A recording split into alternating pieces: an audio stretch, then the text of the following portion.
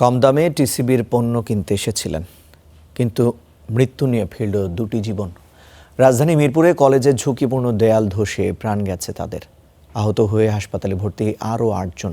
স্থানীয়দের অভিযোগ, কলেজ কর্তৃপক্ষের গাফিলতির কারণেই এই প্রাণহানি।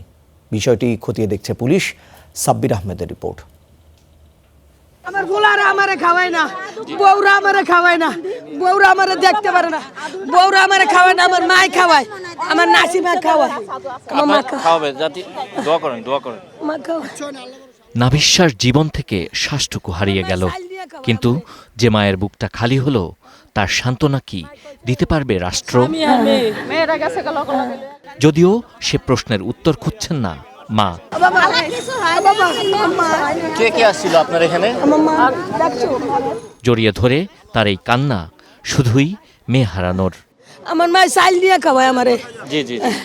রাজধানীর মিরপুরে কম দামে টিসিবির পণ্য কিনতে লাইনে দাঁড়িয়েছিলেন অর্ধশত মানুষ। হঠাৎ বিকট শব্দে ধসে পড়ে মিরপুর কলেজের বিশাল সীমানা প্রাচীর। এতে চাপা পড়ে প্রাণ হারান নাসিমা বেগম এবং অজ্ঞাতনামা এক ব্যক্তি। জোরে কাঁপুনি ওঠে, দেওয়ালটা ভেঙে পড়ছে। প্রায় আনুমানিক 6 থেকে 7 জন আপনার গিয়ে ইটের তলে পড়ছে। একজন পইরা ছিল আহত হইয়া, আবার কেউ কেউ দেখতেছে না। পরে আমি কোনো রকম 2টা রুগী লইয়া রিক্সায় লয়ে গেছি। স্থানীয় ও ভুক্তভোগীদের অভিযোগ, দেয়ালটি ঝুঁকিপূর্ণ অবস্থায় থাকলেও কার্যকর পদক্ষেপ নেয়নি কলেজ কর্তৃপক্ষ। তবে তাদের বক্তব্য ভিন্ন। দেওয়ালটা অনেক দিন, প্রায় 6 মাস ধরে এটা ফাটল ধরে আছে। আগের থেকেই ছিল দেওয়ালটা, যেহেতু ঝুঁকিপূর্ণ ছিল। এনারা কিন্তু মানে কলেজ কর্তৃপক্ষ এই বিষয়ে কোনো পদক্ষেপ নেয় নাই। দেওয়ালটা বাঁকা ছিল, এই দেখেন আরো 2-3 দিন টানা বৃষ্টি পড়ছিল।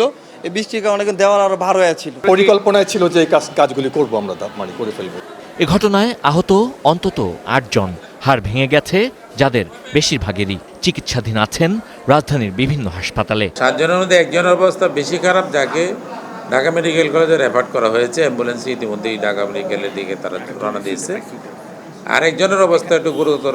এদিকে পুলিশ বলছে অভিযোগগুলো খতিয়ে দেখা হচ্ছে, আইন অনুযায়ী নেওয়া হবে ব্যবস্থা। আর বিকট শব্দ হয়, শব্দ হওয়ার পরে এই ওয়ালটা পড়ে যায়। তবে ওয়ালটা পুরাতন, এ ব্যাপারে বিশদভাবে তদন্ত করতে হবে যে কেন পড়ে গেল আর কি।